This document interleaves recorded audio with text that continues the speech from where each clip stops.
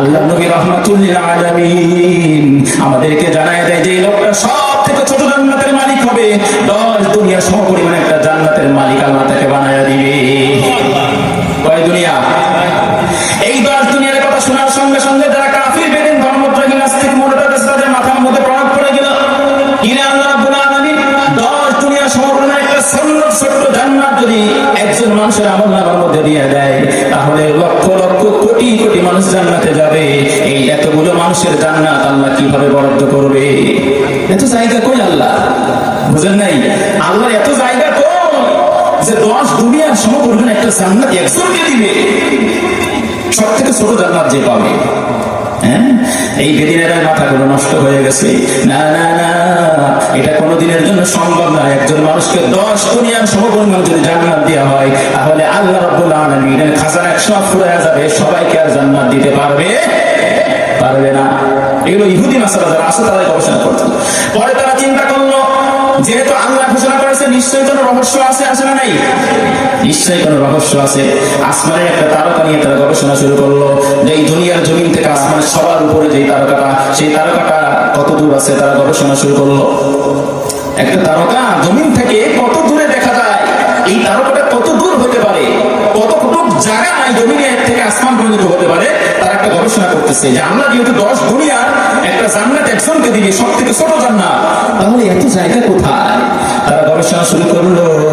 এই গবেষণা করতে করতে একটা প্রমাণ করায় দিল যে দুনিয়ার জমিন থেকে সবচেয়ে উপরে যে তারকাটা আছে দেখা যায়, সেই তারকাটার দূরত্ব হলো 1000 কোটি আলোকবর্ষ। সুবহানাল্লাহ। কয় হাজার?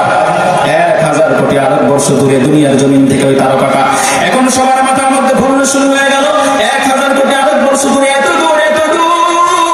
আল্লাহর একটা তারকা যদি এত দূর হয়ে থাকে, তাহলে কত জায়গা হতে পারে? এখন 1000 কোটি আলোকবর্ষ আমরা বুঝি না, যেটা কিভাবে আমাদেরকে একটু সংক্ষেপে সুন্দর করে বোঝায় দেন। তারা আবার গবেষণা করলো, 1 সেকেন্ডে সূর্যের গতি হচ্ছে 1,86,000 মাইল।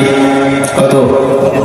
সূর্যের গতির আলো সূর্যতে পাওয়া আছে না, 1 সেকেন্ডে 1,86,000 মাইল বেগে আলো ছড়াইতে পারে। মানে আপনি একটা টর্চ লাইট জ্বালাইলেন, এটার পাওয়ার এত বিশাল যে 1 সেকেন্ড টিপ দেওয়ার সঙ্গে সঙ্গে 1,86,000 মাইল দূরে চলে গেছে আলো। এত পাওয়ার আলো, সূর্যের আলোর গতি 1,86,000 মাইল। এই বৈজ্ঞানিকরা বলতেছে এই 1,86,000 মাইলের গতির মতো যদি কোনো যন্ত্র আবিষ্কার হয়, কোনো গাড়ি অথবা কোনো রকেট যদি আবিষ্কার হয়, এই রকেটটা দুনিয়ার জমিন থেকে যদি ছেড়ে দেওয়া হয় ওই তারকার উদ্দেশ্যে, কিসের উদ্দেশ্যে? ওই তারকার কাছে পৌঁছানোর জন্য ওর মতো যদি একজন লোককে দেওয়া হয়, এই লোকটা এখান থেকে দুনিয়ার জমিন থেকে আসমানে পৌঁছাইতে 1000 কোটি বছর সময় লাগবে। সুবহানাল্লাহ। কত? এই 1000 কোটি বছর সময় লাগবে একটা তারকার কাছে পৌঁছাইতে। আল্লাহ বলে ইন্না সাইয়ানাস সামাআদ দুনিয়া বিজিনাতিল কাওয়াকিব। আর দুনিয়ার প্রথম আসমানকে আমি আল্লাহ রাব্বুল আলামিন গ্রহ নক্ষত্র চন্দ্র সূর্য দ্বারা সাজাইছি। কোন আসমানকে? প্রথম আসমানকে। এবং একটা আসমানের তারকা যদি দুনিয়ার জমিন থেকে 1000 কোটি বছর যাতে সময় লাগে, যে এমন একটা যানবাহন যেটা 1 সেকেন্ডে 1,86,000 মাইল চলতে পারে।